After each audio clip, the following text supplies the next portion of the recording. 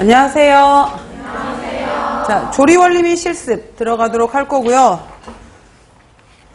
조리원리 같은 경우에도 2015년, 16년도에 배점이 꽤 컸었어요. 그래서 사실 우리 쪽 문제가 과목 수는 굉장히 많으면서 과목 수는 많고 또 문제가 어디에서 나오기도 참 애매한 부분들이 많잖아요. 그러다 보니까 결국은 이제 안 할 수가 없죠. 어느 한 부분을 빠뜨리고. 그러니까 전체적으로 다 하다 보니까 굉장히 양이 좀 많아지는 그런 게 있는 것 같아요. 자, 먼저 389쪽 개요 부분 보시면은, 그러니까 여기에서도 나오겠다라고 했던 부분이, 그러니까 이제 보시면 단체급식 및 실습, 식품위생학, 그 다음에 식품학 조리원리 및 실습을 통합하겠다라고 했었어요. 그래서 실제 2차 문제 같은 경우에는 단체급식 문제를 적용하면서 제가 여기에다가 실체를 안 했었는데 예를 들어서 이제 고등어 메뉴를 주고 나서 그러니까 단체급식에서 고등어 메뉴가 나왔는데 그 메뉴를 가지고서 중간에 이제 조리 과정 중에 잔반이 굉장히 많이 남았다. 근데 그 잔반 남은 이유를 봤더니 고등어가 굉장히 딱딱해서 잔반이 남았다고 하는데 그거를 위생 해썹에 맞추어서 그럼 단체급식이잖아요. 그것도 위생학인 거고 그래서 해썹에 맞추어서 검수에서부터 생산 단계 CCP를 다 찾아내고 그 다음에 조리상에서 그 딱딱해서 잔반이 많이 남았다는 것을 개선하기 위한 방법을 찾아라. 이러한 것들이 2차 문제였었거든요. 그러니까 단체급식 문제, 위생 문제, 이러한 것들이 같이, 조리 문제까지 같이 연결이 되는 파트예요. 자, 그래서 보시면 공류, 서류, 두류 이렇게 영역이 나누어져 있고요. 그 다음에 육류, 어패류, 난류, 우유, 유제품. 그래서 이제 단백질 쪽으로 또 영역이 나누어져 있고, 과일, 채소, 해조, 버섯류에서 나누어져 있고요. 그 다음에 당류 파트, 유지류 파트, 조미료, 향신료 이렇게 나누어져 있기도 해요. 그래서 자, 다음 페이지 문제 보시면은 그래서 이제 문제의 경향에 대해서 나왔던 것이 출제 유형 제시라고 나와 있죠. 그래서 류차이라는 중국 음식을 만들 때 소량으로도 적당한 끈기를 내기에 적합한 녹말은 그랬으면은 이제 다 스타치, 전분을 갖고 있는 건데 쌀, 감자, 녹두, 고구마, 옥수수 이렇게 있었을 때 주로 이제 그 소스에 끈기를 내기 위해서 들어가는 일반적으로 사용되는 게 주로 3가지거든요. 그래서 감자 전분이라든지 고구마 전분, 옥수수 전분이 많이 이용이 되는데 옥수수 전분 같은 경우에는 옥수수 특유의 향을 가지고 있어요. 그러니까 옥수수의 향이 있게 되고 부푸는 정도가 좀 낮대요. 그렇기 때문에 이 옥수수는 이제 그 다른 음식에 이용될 때는 그다지 많이 사용하진 않고요. 그 다음 고구마 같은 경우에는 여러분들 고구마가 당면에 굉장히 많이 들어가는 거 아시죠? 당면의 주재료로 딱딱한 당면에 주재료로 들어가는 게 그 고구마 전분이거든요. 그래서 고구마 같은 경우에는 튀김옷이 약간 질겨지는 단단하면서 질겨지는 경향이 있어서 또 많이 사용하지 않고요. 그래서 소량이지만 끈기를 내고 바삭하고 잘 부풀고 이러한 질감을 주는 걸로 들어가는 게 감자예요. 주로 많이 사용되는 게. 그래서 감자, 고구마, 옥수수 특징이 있지만 감자는 잘 부풀면서도 바삭한 질감이 있더라. 고구마는 고소하지만 약간 질겨지는 그런 경향이 있더라. 옥수수는 특유의 향을 가지고 있고 또 약간 부푸는 정도가 조금 떨어지는 그런 경향이 있어서 일반적으로 많이 사용하는 게 감자다. 이러한 내용이 있고요.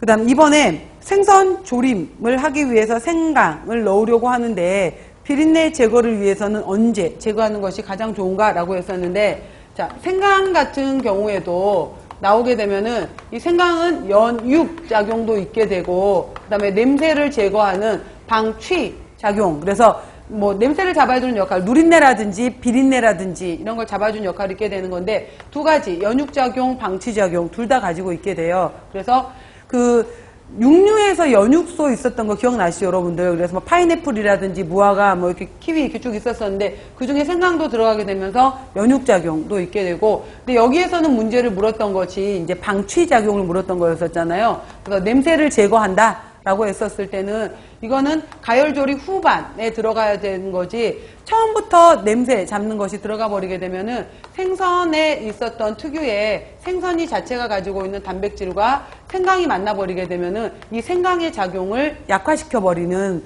것이 있기 때문에 이 단백질이 변성되고 난 후 가열에 의해서 변성된 뒤 생강이 들어가야지 생강 특유의 향을 통해서 비린내를 잡을 수 있다라고 보는 거죠. 그래서 가열조리 후반인 거죠. 자, 생선 비린내의 주요 성분은 뭐예요? 주요 비린내 성분으로 보는 거. 예를 들어서 뭐 생선의 경우에도 그 어류의 경우에도 해수어냐 담수어냐 달라질 수 있죠. 그래서 일반적으로 보통은 이제 생선 얘기할 때 해수어 부분을 이제 더 큰 범위로 보긴 하는데 바닷물에서의 그 비린내로는 트리메틸아민을 보게 되는 거고, 그 다음에 뭐 여러 가지 잉어, 뭐 메기, 뭐 이런 식으로 해당이 되는 담수어의 비린내로는 그렇죠. 리신으로부터 넘어온 피페리딘 성분을 보게 되는 거죠. 그래서 보통은 이제 이 트리메틸아민 쪽을 많이 보게 되는 거고요. 그래서 이 바로 이제 비린내 잡는 역할로 해서 생강에 해당이 되는 것들을 이용할 때는 가열조리 후반, 그 생선 단백질이 변성된 후 들어가야지 효과가 있다라는 내용으로 볼 수 있는 거고요. 그래서 답은 4번이 되겠죠. 3번. 자, 1,500명에게 급식을 하고 있는 초등학교 영양교사가 자, 탕수육 표준 레시피에 대한 설명 쭉 나와 있는데 뭐 쭉 이런 식으로 튀김가루, 전분, 그 다음에 여기도 튀김가루에 또 고구마 전분도 들어가 있고 백설탕 쭉 재료들 들어가 있고요. 자, 돼지고기에 밑간을 했고 그 다음에 방법 레시피에서 전분을 묻힌 다음에 튀김가루와 전분을 혼합한 튀김 반죽을 묻혀서 튀겨낸다 라고 했고요. 그 다음에 채소와 전분으로 소스를 만들었고 뭐 튀김고기에 소스를 얹어준다. 자, 표준 레시피를 사용함으로써 얻을 수 있는 효과에 대해서 설명하라 라고 했으면 표준 레시피 문제는 단체 급식 문제가 되겠죠. 그래서 스탠다드 레시피라고 떠올리면 여러분들 떠오르는 게 뭐가 있어요? 누가 만들더라도 일관된 품질을 잡을 수 있는 거고, 또 그러니까 원재료, 그 다음에 가식부, 폐기, 뭐 이런 양들이 다 들어가 있기 때문에 원가 관리라든지 판매 가격 설정이 훨씬 용이한 거죠. 원가 관리라든지 판매 가격을 할 수 있는 거고, 그러니까 일관된 품질이기 때문에 고객 만족도 증가, 아까 처음에 말했던 것처럼 또 누가 만들더라도 질적, 양적 표준이 될 수 있는 것들이란 내용들. 그러니까 단체급식 파트로 해서 첫 번째 1번 문제는 같이 섞어서 물을 수가 있고요. 그 다음에 2번 문제. 자, 표준 레시피 1,500명의 탕수육을 조리한다 라고 해서 뭐 변환계수 방법을 이용한다 라고 했는데 여기 위에 있는 레시피가 100인분짜리였잖아요. 그럼 1,500면은 맨 처음에 1단계로 변환계수를 사용해야 되는 거죠. 곱하기 15. 그래서 1단계는 변환계수 15를 찾아내고 두 번째 단계로 각 식재료량에다가 곱하기 15를 해줘야 되는 거고, 세 번째, 그 다음에 뭐 반올림을 하던 이렇게 해서 뭐 변환계수라는 단어를 사용할 줄 아는지 이걸 보는 거고요. 그 다음에 이제 이런 식으로 단체급식 문제로 같이 넘어오면서 3번에 바로 조리 문제를 연결시키는 거죠. 이렇게 조리 문제가 같이 들어오는데 밑간을 한 돼지고기에 전분을 묻혔어요. 그 다음에 튀김가루와 전분을 1대1의 비율로 자, 물하고 달걀은 전란을 다 사용을 했고, 자, 튀김 반죽을 만들었다라고 했어요. 튀김 반죽에다가 전분을 넣었고, 튀김 반죽에 또 달걀을 섞는 이유를 설명해봐라 라고 했으면은 문제가 두 가지를 써라 그랬잖아요. 왜 전분을 넣었고, 왜 달걀을 넣었는지 써라 라고 했죠. 그러면 전분을 넣은 이유, 그 다음에 달걀을 넣은 이유를 써줘야 될 거 아니에요. 각각. 그러니까 문제 쓸 때는 저도 채점을 하면서 이렇게 보는 거지만은 항상 쓸 때, 그러니까 이제 저는 강의 시간에 가끔은 뭐 상승이다, 뭐 저하다 이렇게 표현을 하는 거지만은 이거 여러분들 이렇게 기호로 쓰시면 안 돼요. 이게 쓰시면 안 되는 거고, 이렇게 답을 쓰는 학생들이 있거든.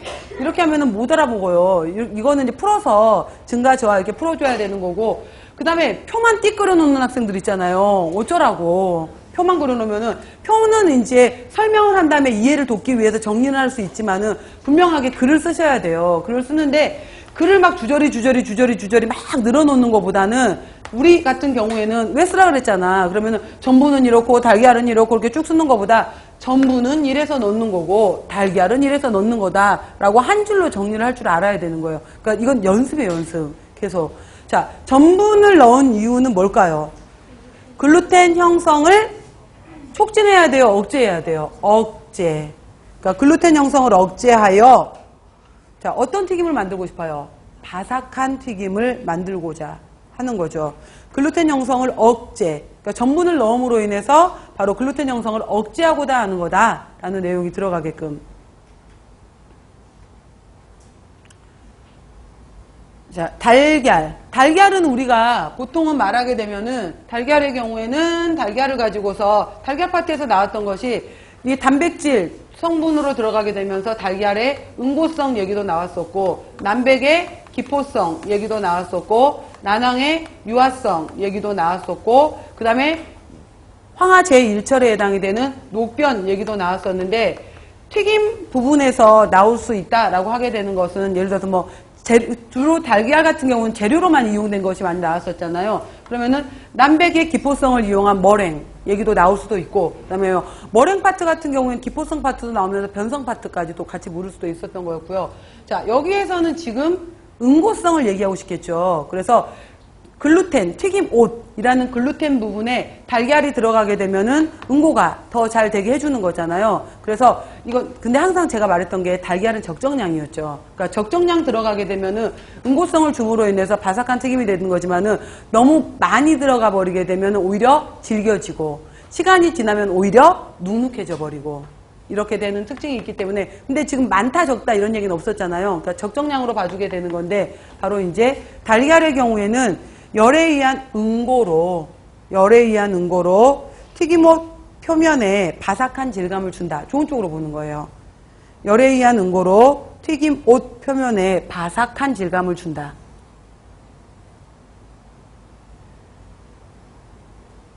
두 번째, 고기를 돼지고기 뒷다리 9kg 아까 이렇게 들어가 있었는데, 보통은 탕수육 재료로 돈등심 이런 데 많이 이용하잖아요. 그래서 스테이크 형태로 해서 요즘은 단체급식 이용하게 되면은 웬만하면은 냉동 탕수육 다 사용하죠. 많이 이제 워낙 잘 만들어져 있기 때문에 그러는데, 대신 이제 그만큼 단가도 비싼 경향이 있는데, 대량으로 하고 싶은데 우리가 튀김옷부터 다 만들어서 하고 싶다라고 했을 때 원재료를 구매한 경우에는 보통은 1cm, 5cm 정도짜리의 이제 돈등심 스틱 형태로 나온 것들을 보통 구매를 하거든요. 그러니까 발주를 넣게 되는 건데, 뭐 이렇게 해서 내가 이제 탕수육을 튀기고 싶은데 고기를 그대로 튀기지 않고 왜 튀김 반죽을 입히느냐라고 하게 되는 거죠. 이렇게 튀기면 뭐가 돼요? 막대기가 돼서 치아를 씹을 수가 없는 상태가 되겠죠. 그래서 여기에다가 튀김옷을 입혀주는 이유는 뭐다? 그렇죠. 이 재료 자체의 수분은 그대로 보유해야 되는 거잖아요. 그러니까 재료 자체의 수분은 보유하는 거고, 튀김옷 자체는 바삭한 질감을 갖게 되는 거고, 그래서 두 가지가 있게 되겠죠.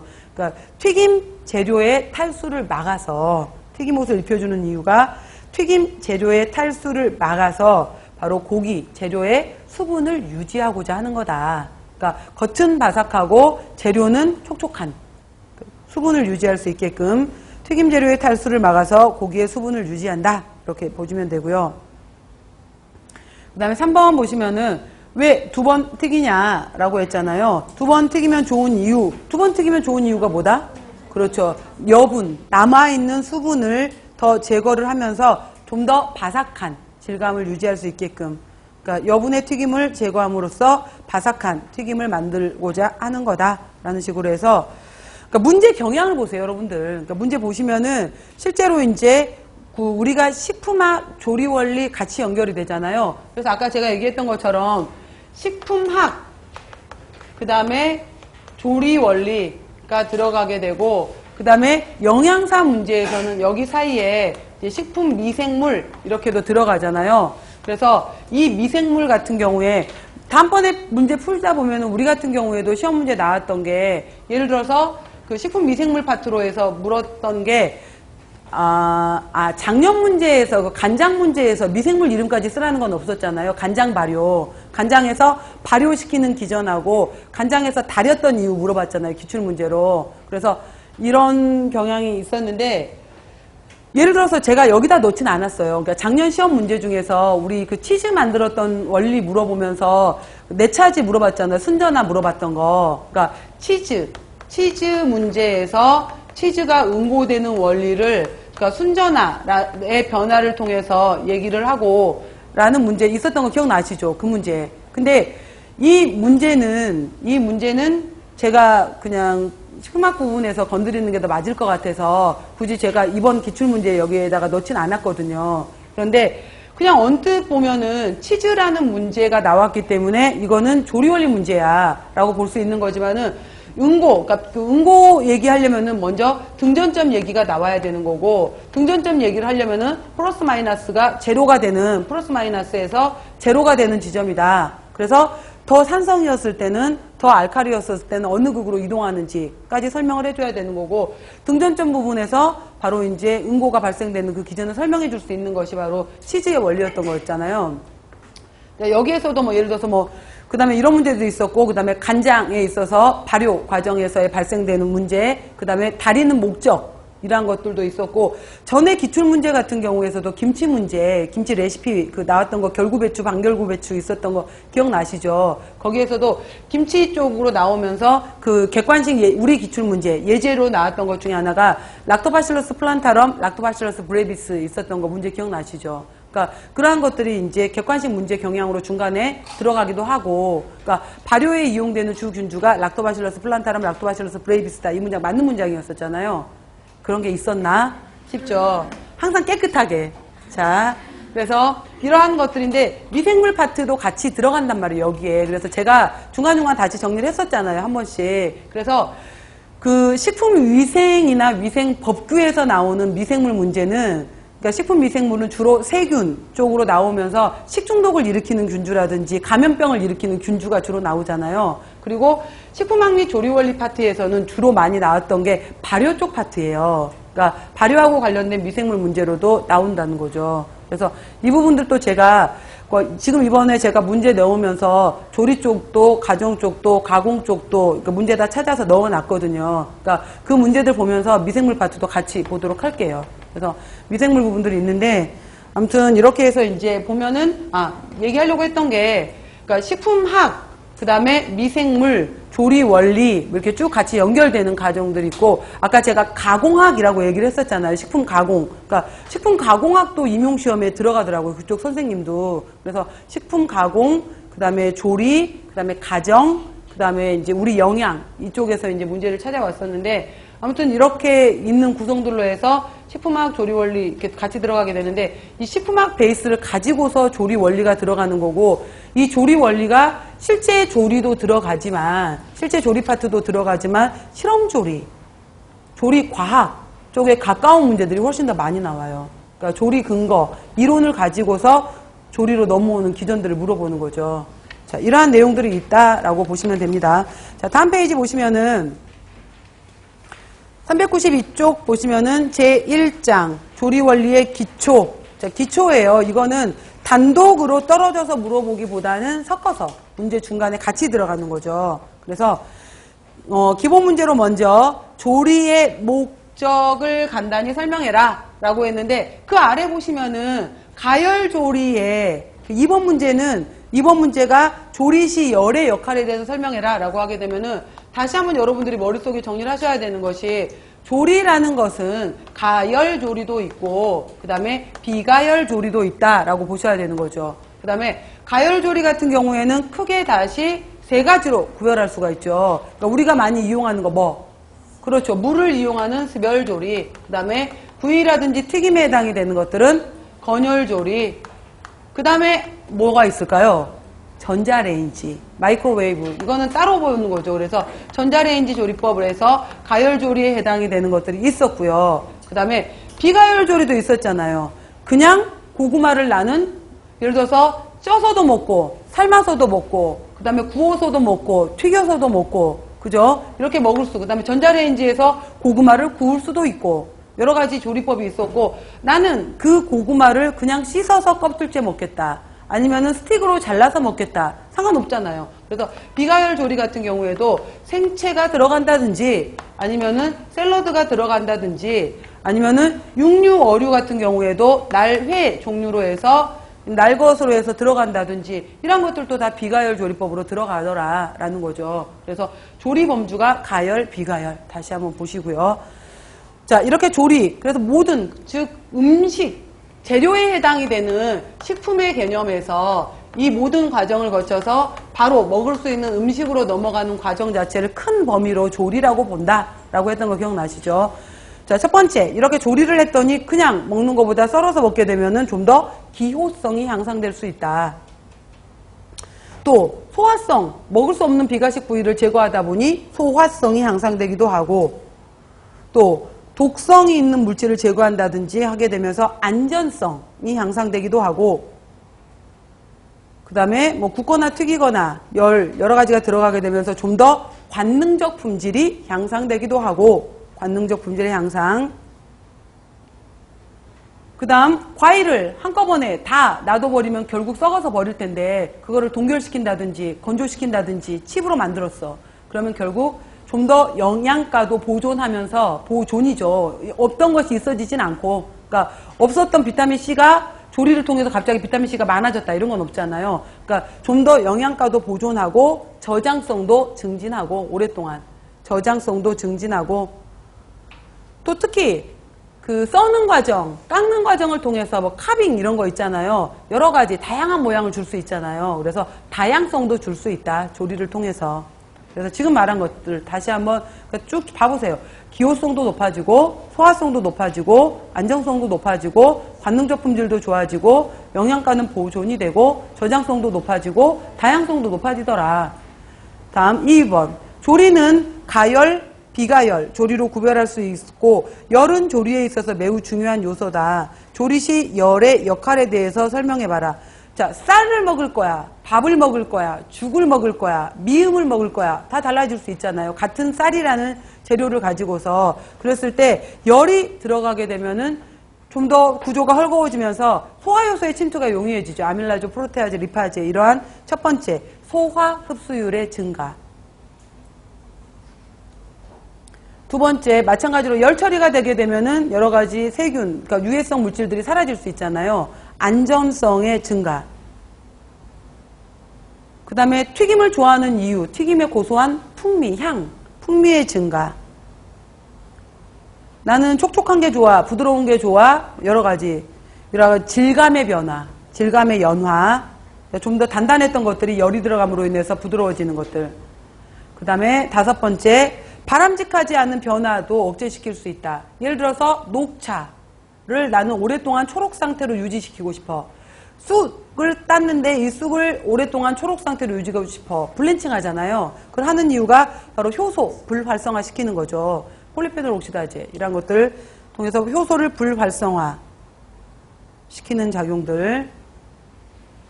그 다음에 열을 가하게 되면은 식품의 저장 수명을 연장하기도 하더라. 마찬가지로 소화흡수율 증가, 안전성 증가, 풍미의 증가, 질감의 연화, 바람직하지 않은 변화 억제, 그 다음에 저장 수명도 연장이 된다. 이러한 내용들.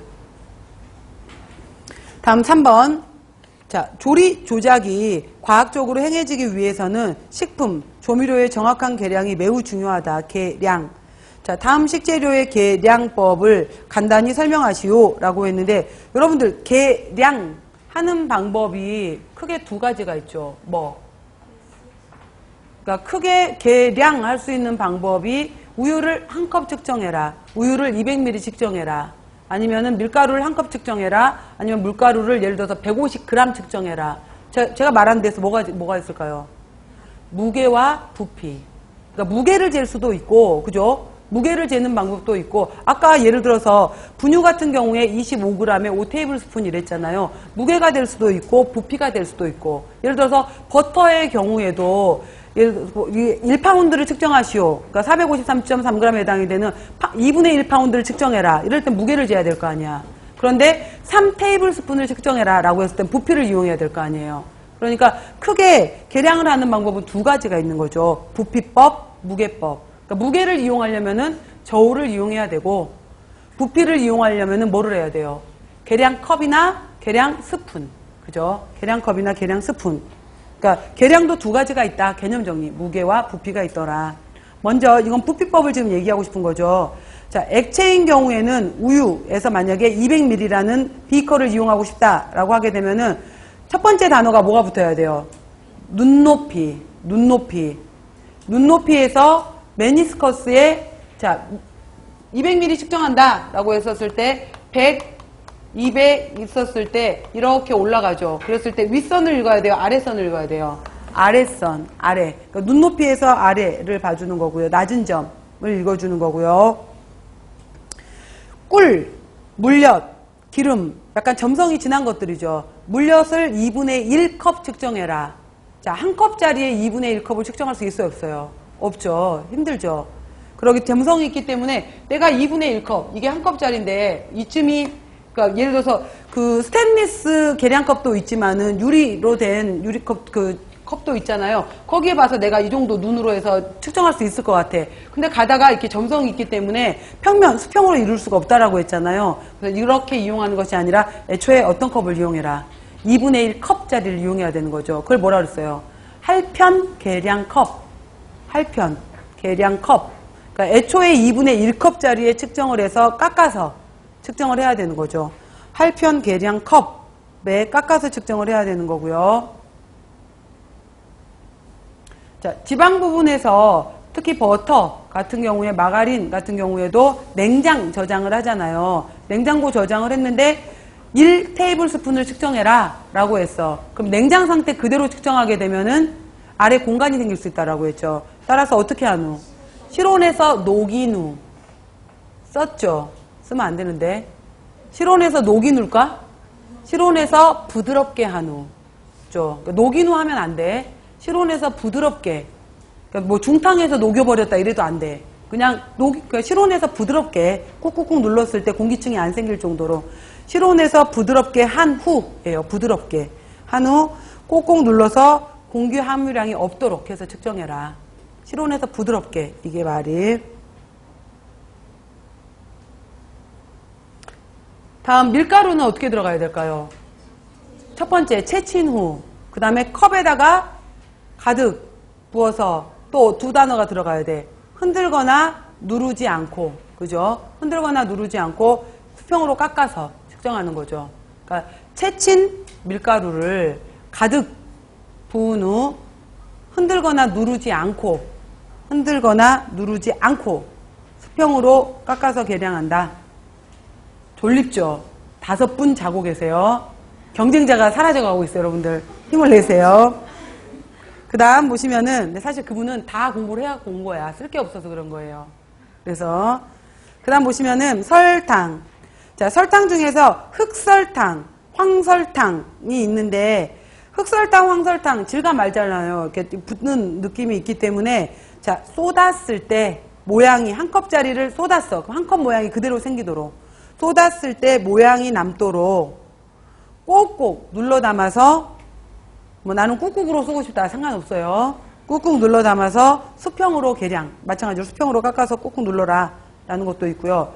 그래서 그 실험조리, 조리과학 실험 시간에 첫 번째 챕터에 그 1주차에 들어가는 것이 계량법이 주로 많이 들어가요. 그래서 조별로 이렇게 정해놓고 나서 실험조리 들어가게 되면은 첫 번째 주 들어가는 것 중에 하나가, 그러니까 이제 예를 들어서 똑같은 그 계량컵, 무게 이런 걸 준 다음에 그 물엿 한 컵을 2분의 1컵을 계량해보고 그 무게를 저울로 옮겨서 써봐라. 그러면은 2분의 1컵짜리 할편컵에다가 깎아서 계량을 한 다음에 이거를 이제 무게를 측정을 해야 되잖아요. 그러면은 완전히 여기 있는 것을 완전히 다 긁어내야 되는 거예요. 그래서 6명의 조가 만약에 이거를 했는데 그 양이 똑같이 나왔는지, 그 다음에 황설탕을 예를 들어서 한 컵 측정해라 라고 했어. 그러면 꾹꾹꾹꾹 눌러서 뒤집었을 때 형체가 남아야 되는데, 한 컵이라는 걸 똑같은 컵을 줬는데도 조별로 무게가 다를 수 있어요. 누르는 정도라든지 얼마나 힘으로 눌러서 압축을 시켰느냐에 따라서. 이러기 때문에 그런 것들을 서로 비교해 보기 위해서 그 실험조리 때 첫 번째 이제 그 들어가는 과정 중에 이 계량법이 들어가기도 하거든요. 그럼 약간씩 틀려요. 오차가 있어요. 실제로 조별로 같아야 될 것 같은데도 오차가 있는 것들이 있고요. 자, 백설탕은 어떻게 해야 돼요? 그냥 휘저어서 덩어리 깬 다음에, 휘저어서 덩어리 깬 후 계량 스푼으로 측정하면 돼요. 계량 스푼, 계량 컵으로. 그냥 덩어리 깬다 이러면 돼요. 베이킹 파우더를 안 썼는데, 베이킹 파우더 같은 경우에는 채친 후 측정한다. 맞아요? 틀려요? 틀려요. 베이킹 파우더 어떻게 하면 돼요? 그냥 덩어리 깬 다음에, 워낙 얘도 2분의 1티스푼, 3분의 1티스푼, 4분의 1티스푼 소량 들어가잖아요. 그러니까 할편 계량 스푼, 작은 거 이용하면 돼요. 그거에 맞는 걸로. 해서 그냥 덩어리가 있다면 깬 다음에 측정하는 게 맞아요. 자, 4번. 자, 열을 이용하는 방법에는 여러 가지가 있다. 열의 이동 방식에 대해서 설명해봐라. 라고 했는데, 자, 전도열, 대류열, 복사열, 이렇게 나왔잖아요. 그러면은 전도, 대류, 그 다음에 복사, 이렇게 나왔는데, 예를 들어서 복사열 같은 경우에는 뭐, 전기 스토브, 그 다음에 빵, 토스터기, 여러 가지 이런 걸로 해서, 아니면은 냄비 밑바닥 부분에 해당이 되는데 불꽃이 직접 닿는 것. 그러니까 직접 빛으로 가든 빛의 속도로 가든 직접 열꽃이 닿든 직접 닿는 것을 우리가 복사열 이렇게 얘기를 해요. 복사열. 그 다음에 복사하고 전도하고 좀 헷갈릴 때가 있는데 전도는 그 전도성, 전도체에 해당이 되는 물체를 타고 이동하는 거예요. 타고 이동이라는 말이 들어가야 돼. 타고 이동한다는 거. 그러니까 여기 냄비 밑바닥에 불꽃이 닿았던 것은 복사열이었잖아. 그래서 여기가 불꽃이 닿았는데 나중에 옆면이 뜨거워지고 뚜껑이 뜨거워지고, 그러니까 얘를 타고 뚜껑이 뜨거워진 거고 얘를 타고 손잡이가 뜨거워진 거잖아요. 그러니까 여기 불꽃이 닿았던 것은 복사. 여기가 뜨거워짐으로 인해서 이 그릇 자체가 뜨거워진 것은 전도. 그러니까 어떤 물체를 타고 이동한다. 물체를 타고 이동하는 것은 전도. 젓가락 끝 였는데 나중에 손잡이 쪽까지 뜨거워지는 거 전도에 해당이 되겠죠. 철판 자체에 열꽃이 붙었던 것은 일단 처음엔 복사열이었겠지만은 뜨거운 철판 자체가 완전히 달구어진 상태로 전체적으로 유지가 되더라. 이건 일종의 철판 자체의 전도율이 될 수 있겠죠. 이러한 것들. 그리고 열은 한 가지만 딱 사용되는 것이 아니라 복합적으로 이용이 되는 거죠. 그 다음에 여기 아래쪽에 해당이 되는데 있었을 때 여기 아래쪽에서 처음에 차가운 물이 그러니까 여기서 물이 이제 불꽃이 들어오면서 여기 안에 공기나 액체를 타고 나서 있었을 때 제가 이제 수조로 얘기한 적이 있었잖아요. 얘기했었을 때 반투명 수조에다가 여기다 한쪽은 예를 들어서 80도씨 뜨거운 물이 있었고 한쪽은 5도씨 차가운 물이 있었다.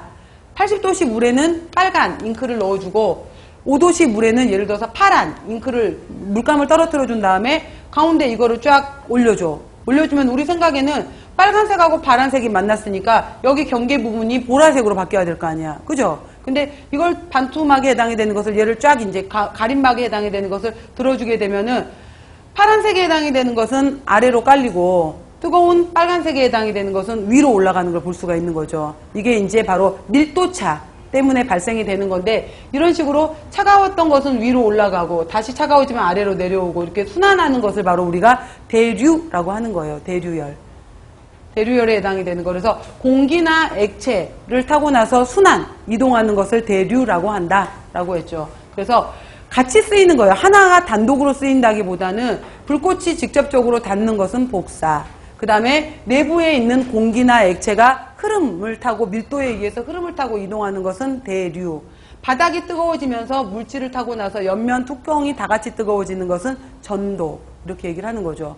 그래서 자, 이러한 복사열, 전도열, 대류열 이렇게 얘기를 하게 되는 거고요. 특히 복사열 같은 경우에 얘기를 할 때 직접적으로 이제 흡수한다라고 했었을 때 뭐 예를 들어서 이제 그 태양빛을 가지고서 그 검은색 그 색종이 볼록렌즈 이용해서 불 피워본 적 있잖아요. 초등학교 때 그거 하는 거.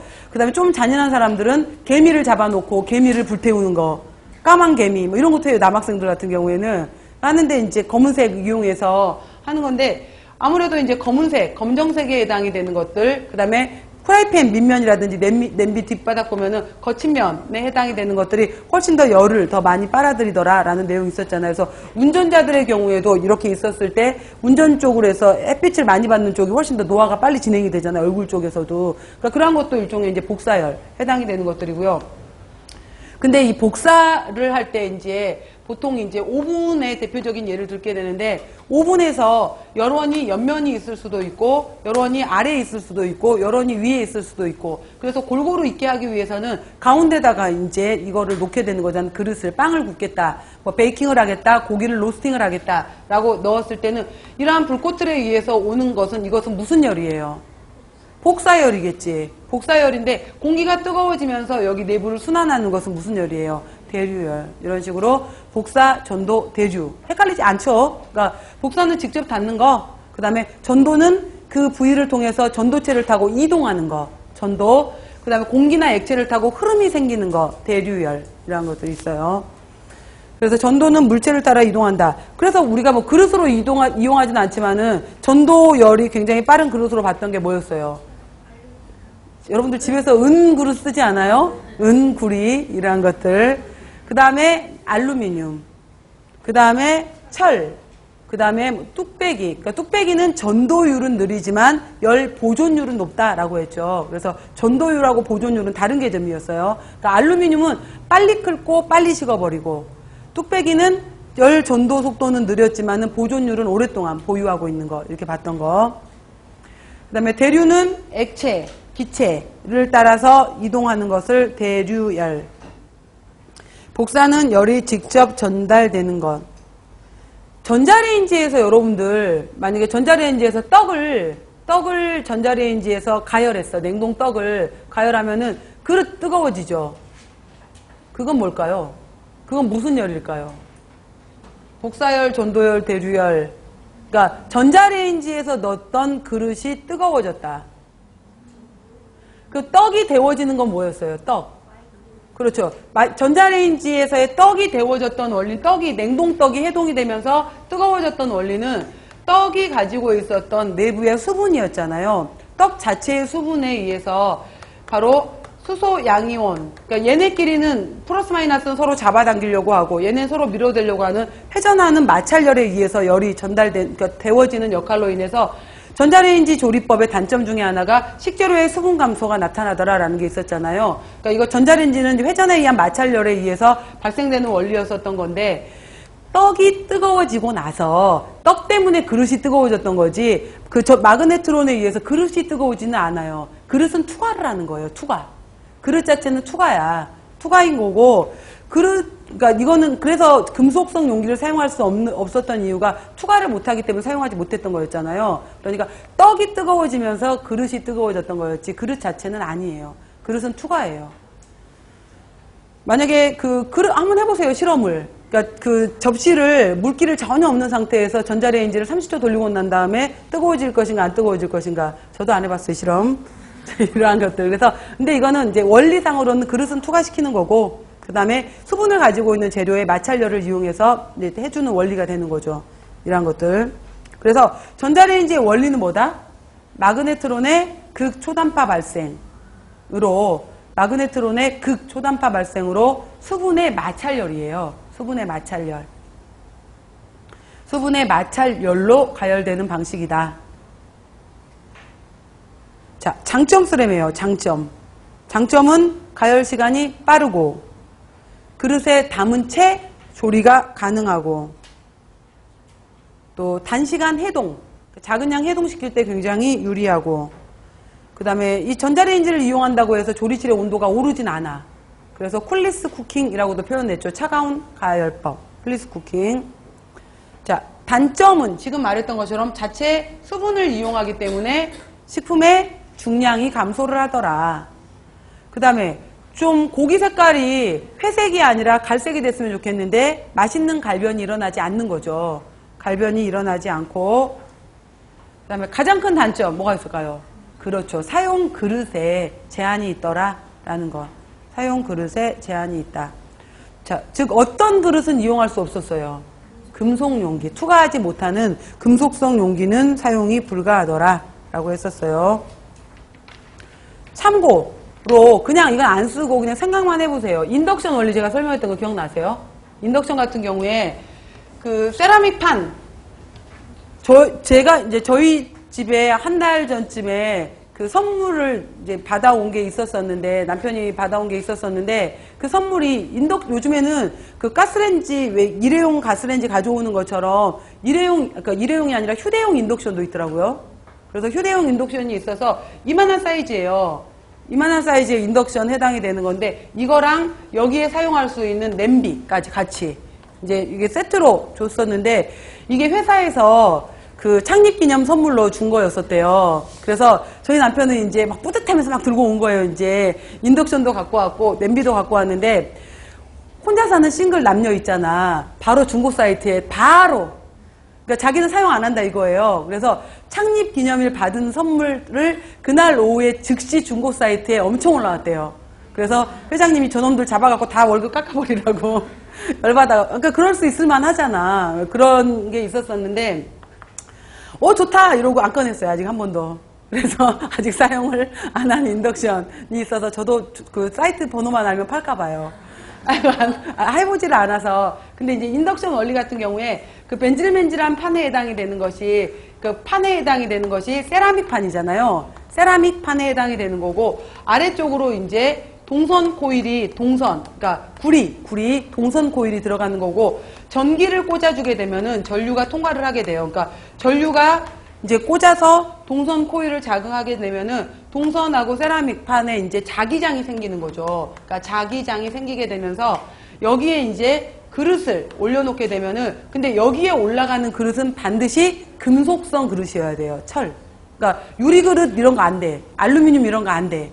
안 되고 여기하고 여기 사이에 생길 수 있는 마찰열, 자기장과의 마찰열을 일으킬 수 있어야 돼요. 일으킬 수 있기 때문에 이 인덕션에 들어가는 그릇의 경우에도 용기에 제한이 들어가게 되는 거죠. 그러니까 아무 그릇이나 올리면 안 되고, 이거를 흡수할 수 있는, 마찰열을 일으킬 수 있는 자기장과의 이걸 발생될 수 있는 그릇을 이용해야 되더라 라는 것이 있어요. 그래서 얘도 마찬가지로 장점이 있고 단점이 있을 거 아니에요. 그러니까 장점을 본다면은 이 부분에만 열이 들어가게 되고, 이만큼만, 그러니까 그릇 면적만큼만 열을 흡수하기 때문에 열 효율이 좋다라고 보는 거예요. 열 효율이 좋고, 만약에 주변 조직으로 음식이 넘치더라도 여기 면적 닿는 부분만 뜨거운 거지, 옆면은 그대로 차가운 거죠. 여기만 달궈져 있는 거지, 여기는 차가운 상태를 가지기 때문에 음식물이 넘치더라도 여기가 까맣게 탈 염려가 없더라.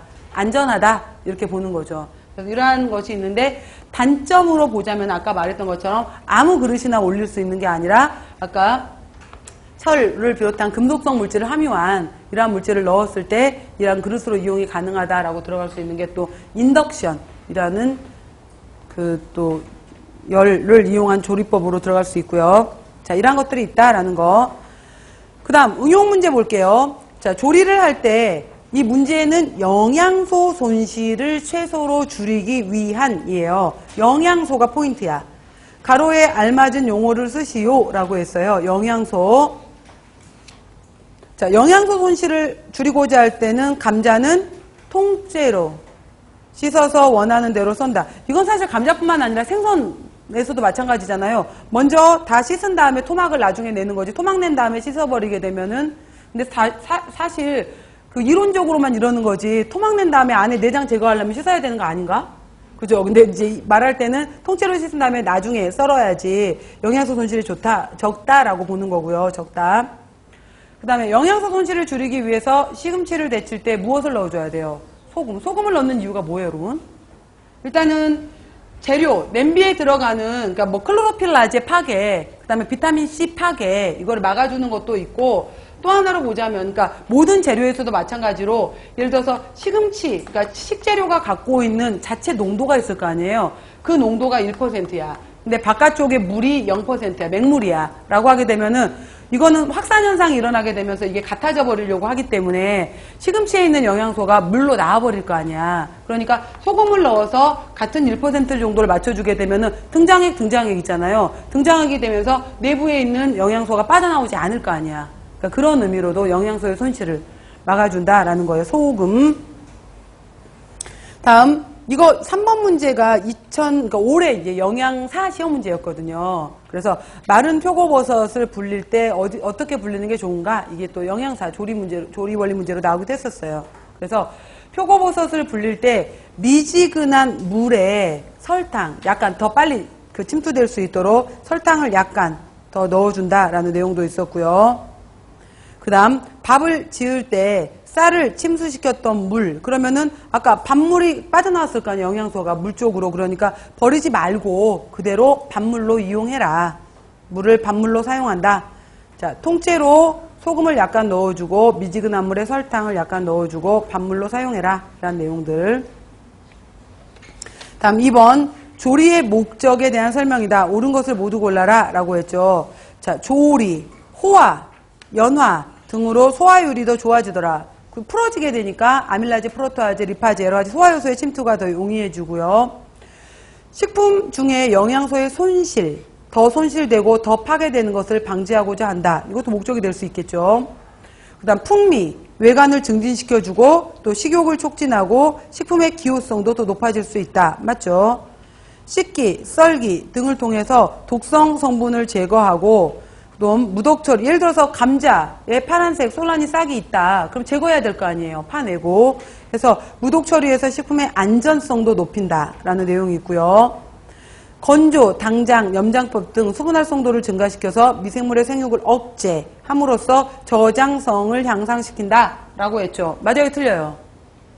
어디가 틀렸어요?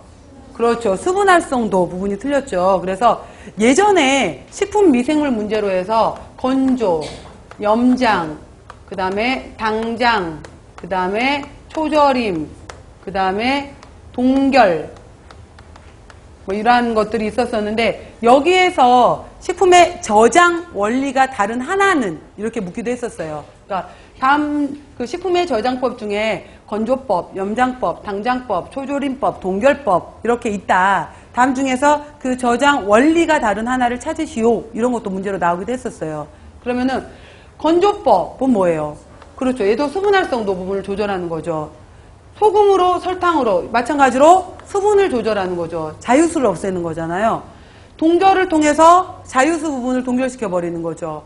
초절임은 무엇을 조절하는 거다? 그렇죠. pH를 조절하는 거다라는 거죠. 그래서 원리가 다른 하나는 초절임으로 들어갈 거 아니에요. 그래서 보통은 우리가 AW 같은 경우에 미생물이 굉장히 좋아하는 AW가 0.90 이상인 경우 굉장히 좋아하잖아요. 그래서 0.70 이하로만 AW를 떨어뜨려도 미생물의 증식이 굉장히 억제되잖아요. 그래서 0.7 아래만 떨어져도 굉장히 저하시킬 수 있는 거.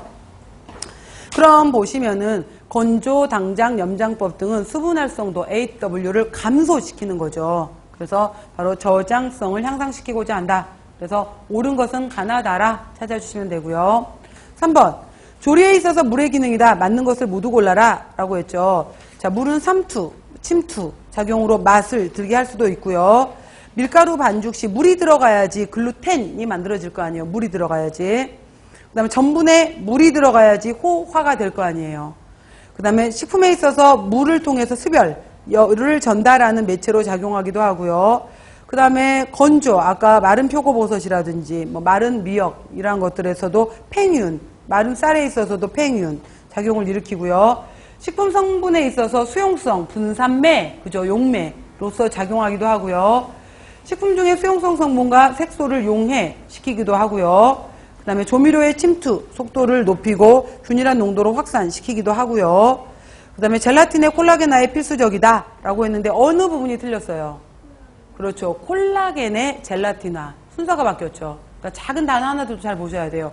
콜라겐의 젤라틴화인 거죠. 콜라겐이 60도씨 이상 넘어가면서 이제 물이 들어오게 되면은 젤라틴으로 바뀌게 되는 거죠. 조리되면서 젤라틴. 다음 4번. 전자레인지를 이용한 조리의 특징이다. 옳지 않은 것은 그랬죠. 조리 시간이 단축이 되고 재료의 종류, 크기에 따라서 조리 시간이 달라지고 그 다음에 갈변 현상이 일어나지 않고 그 다음 복사에 의한 에너지 전달 방법에 의해서 조리가 된다라고 했는데 틀렸죠. 마그네트론에 의한 극초단파, 그 다음 수분의 마찰열 이랬어요. 4번이 틀렸고요. 특히 냉동식품에 있어서 양이 적을 때 해동, 시킬 때 간편하더라 라고 했었어요. 4번이고요.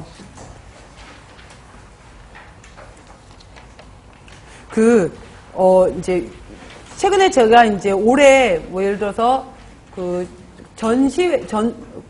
전시회 이러한 박람회 이러한 것들에서 그 산업전 식재료 이제 이런 거 볼 때 그런 데를 예전에 AT에서 4월 달에 했었을 때 한 번 갔었고 최근 6월 말에 그 코엑스에서 우수급식 외식 산업전이 있었거든요. 거기 갔었고 이렇게 해서 2번 갔었는데 이제 가다 보니 영양사, 영양교사 선생님들도 오잖아요.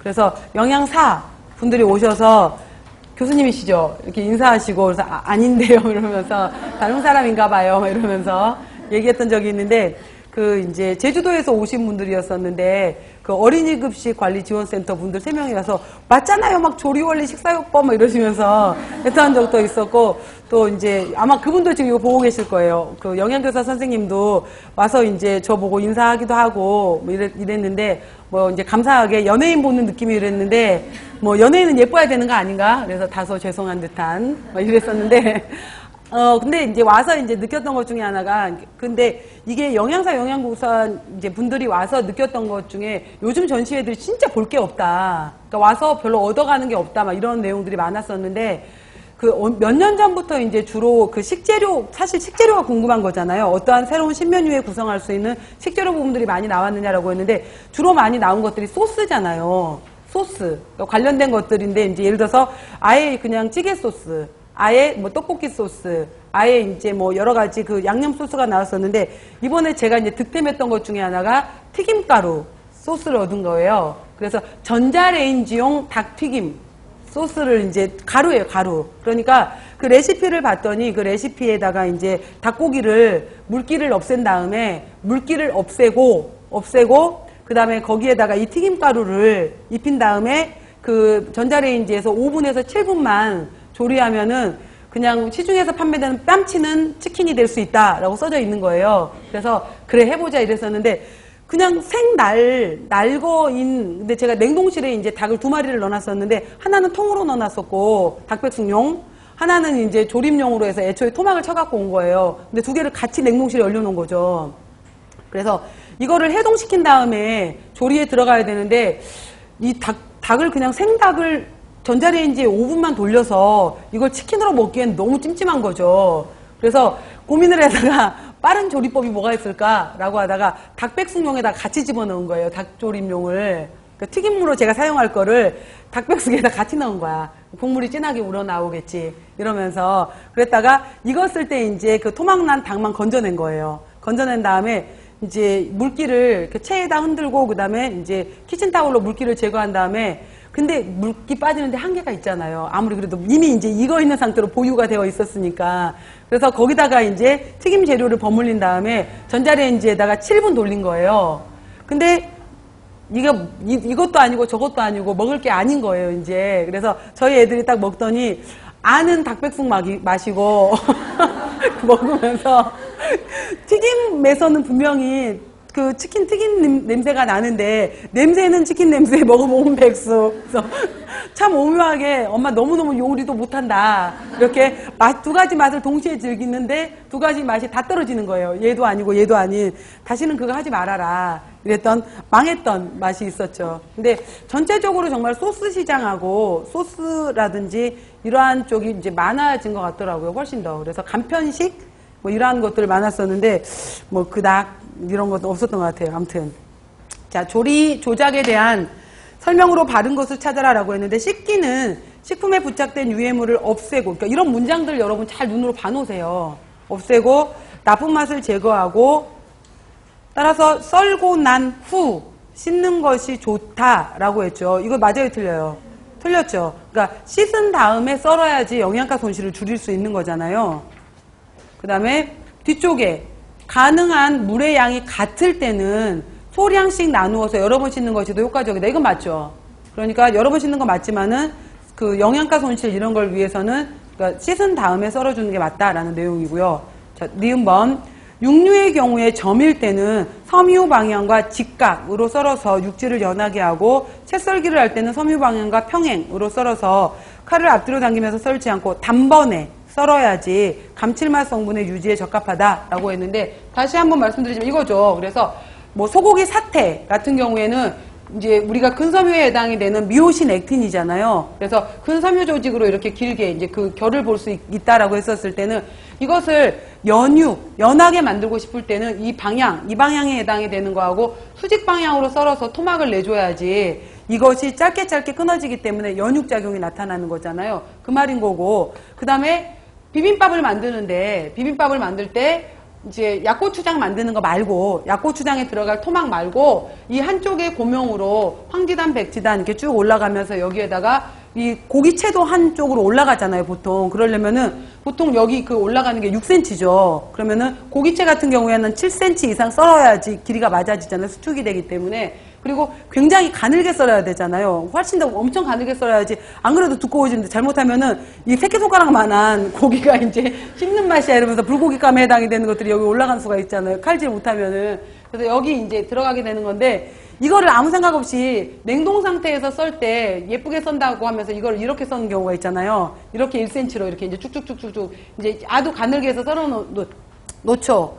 그 다음에 이거를 이제 볶아야 될 거 아니에요. 볶으면 어떤 일이 벌어져요? 다 해체가 되잖아요. 전부 다 알아서 해체가 되는, 이렇게 끊어지는 형태. 그래서 전혀 만들 수 없는, 그 얘기예요, 지금. 그래서 결을 만들고 싶을 때는 그대로 이 채 형태 결을 유지하고 싶을 때는 수직, 그러니까 여기에 해당이 되는 수평 상태, 같은 평행 방향으로 썰어주고, 그 다음에 연육 효과를 주고 싶을 때는 수직 방향으로 썰어야지 연육이 된다. 이 말인 거죠. 그러니까 그냥 아무것도 아닌 것 같지만 그냥 개념 정리 한 번만 다시 하시고 가시고요. 디귿번 보시면은 밀가루 반죽을 할 때, 자, 밀가루 반죽을 할 때, 밀가루 자체 내에는 글루텐이 있어요, 없어요? 없어요. 밀가루에는 글루텐인, 글리아딘이 있는 거죠. 그래서 글루텐을 형성시켜야 되는 건데, 설탕에 물을 섞어서 밀가루에 넣는 것이 밀가루에 물을 넣고 반죽한 다음에 설탕을 넣는 것보다 좋다라고 했는데, 글루텐 형성에 있어서 설탕의 역할은 글루텐 형성을 촉진하는 인자예요? 방해하는 인자예요? 방해하는 인자죠. 자, 설탕이 글루텐 형성을 방해하는 원리를 굳이 두 가지를 쓰겠다. 굳이 두 가지를 쓰겠다. 설탕이 들어가게 되면은 글루텐 형성이 방해되는 원리를 두 개를 쓰겠다. 첫 번째 뭐? 그죠? 그러니까 글루텐 형성을 위해서는 수화가 돼야 되는데, 수화에 들어갈 물을 설탕이 뺏어버리기 때문에 수화를 방해하는 역할. 그러니까 경쟁적으로 수화를 방해하기 때문에 글루텐 형성을 억제하는 거 하나, 또 하나. 그렇죠. 글루텐이라는 것이 단백질이잖아. 단백질인데 설탕은 단백질을 연화시켜버리는 작용이 있잖아요. 그렇기 때문에 글루텐을 연화시켜버리기 때문에 형성을 억제하는 그러한 작용이 있게 되는 거죠. 뒤쪽에서 이 얘기 나와요, 여러분들. 그래서 설탕은 글루텐 형성을 억제하는 거죠. 억제하기 때문에, 자, 이거 문장도 틀렸고요. 그러니까 처음에 일단은 물하고 먼저 반죽을 한 다음에 설탕은 나중에 들어가야 된다는 거. 리을번, 식품을 냉동할 때는 완만 냉동을 하게 되면은 그러니까 세포 조직이 파괴되면서 식품의 질이 떨어지기 때문에 급속 동결. 그래서 블래스트 칠러 이런 거 있잖아요. 그런 것들을 마이너스 43도까지 순식간에 떨어지잖아요. 그런 것들을 이용해서 그대로, 가지고 있는 상태 그대로 동결시켜야 된다라고 했는데, 니은, 리을이 맞는 답이고요. 저는 이해가 안 되는 게, 왜 영화나 이런 데서 냉동으로 인간 그 시대에 이 사람을 질병을 치료 못했을 때 급속 동결시켰다가 나중에 이제 영화에 가끔 그런 거 있잖아. 인류가 이제 그 질병을 치료할 수 있었을 때 그 사람을 꺼내서 이거를 이제 치료해주는 그런 게 나오기도 하잖아요. 그리고 실제로 이론적으로 그 개구리 같은 경우에도, 생물체 같은 경우에도, 생선 같은 경우에도 마이너스 43도로 순간 살아있는 상태에서 그대로 급속 동결을 시켜버리는 거예요. 그랬다가 이거를 해동시키게 되면은 다시 심박동이 뛰면서 다시 개구리가 뛰어나간다. 안 해봐서 모르겠어요, 저는. 그러니까 이론에서 그렇게 얘기를 해요. 가능하다며. 그러니까 세포 자체를 순간 동결을 시킨 거기 때문에. 해보세요, 개구리 잡아서. 다음 6번 보시면은, 자, 식품의 계량법에 대한 설명이다. 틀린 것을 모두 바르게 정정해라 라고 했죠. 자, 가루 식품은 꼭꼭 눌러서 측정한다 라고 했었고, 일단 가루에서도 밀가루도 있고 베이킹파우더도 있고 아까 뭐 설탕가루도 있고 이랬잖아요. 그럼 밀가루 같은 경우에는 뭐였어요? 채친 후, 그죠? 채친 후 흔들거나 누르지 말고, 베이킹파우더는 그냥 덩어리 깨고 이런 식으로 들어갔기 때문에 꼭꼭 눌러서 아니었죠. 그 다음에 나번에 버터, 쇼트닝 같은 고체 지방은, 자, 액체로 녹인 후, 맞아요, 틀려요? 틀렸죠. 이건 뭐로 바뀌어야 돼요? 그렇죠. 실온에서 부드럽게 한 후, 이렇게. 황설탕은 채치고 가볍게 담아서 측정한다. 이거 아니죠. 황설탕은 입자, 붙는 성질이 있기 때문에 꼭꼭 눌러서 컵을 뺀 다음에도 형체를 유지하게끔 해줬던 거였고요. 무색 투명한 액체의 경우에 눈금과 액체의 메니스커스 밑선을 눈높이로 동일하게 읽어주는 거고요. 밑선을. 기름 및 조청 등과 같이 점성이 높은 액체는 눈금보다 더 윗선을 읽는 것이 아니라 아니요, 이것도 아랫선도 아니야. 그냥 깎아서야, 깎아서. 수평으로. 그래서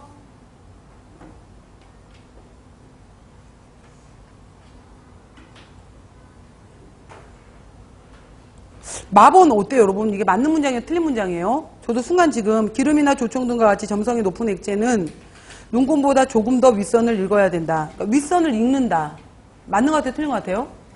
수평을 봐주는 게 맞을 것 같죠? 그러니까 이건 좀 애매하긴 한데 아무튼 1번은 꼭꼭 눌러서 이거 틀렸고 액체를 녹인 후가 실온에서 부드럽게 한 후 다번에 황설탕 채친다라는 것도 틀렸고 메니스커스 밑선과 동일하게 읽는다. 이거 맞는 거고요. 그 다음에 참고로 그 식품 공전에서 표준 온도는 몇 도일까요? 표준 온도 20도 20도 상온 15에서 25도 상온 15에서 25도 실온 1에서 35도 1에서 35도 미온 왜 세수할 때 뭐 미온수로 닦아낸다 이런 거 있잖아요. 미온 미지근한 물 30에서 40도 참고로 봐보세요. 다음 7번 보시면은 식품을 자르는 목적에 대한 설명이다. 옳은 것을 모두 골라라 라고 했죠. 자, 자르는 목적 가식부와 폐기부를 분리한다. 맞죠? 먹을 수 있는 것 없는 거. 그 다음에 자, 영양상의 손실을 최소화한다. 사실 자르게 되면은 영양가의 손실이 커지게 되죠. 일어나게 되죠. 틀렸고요. 표면적을 크게 하면 통으로 삶는 것보다 열 전도율은 더 높아지죠. 영양가 손실은 일어나지만 맞는 말이에요. 갈변, 산화 등을 방지한다. 자, 닿는 면적이 더 많아지게 되면 그만큼 갈변, 산화가 더 많아지게 되는 거죠. 그래서 옳은 것은 가와 다예요. 잠깐 쉬고 8번부터 들어가도록 할게요.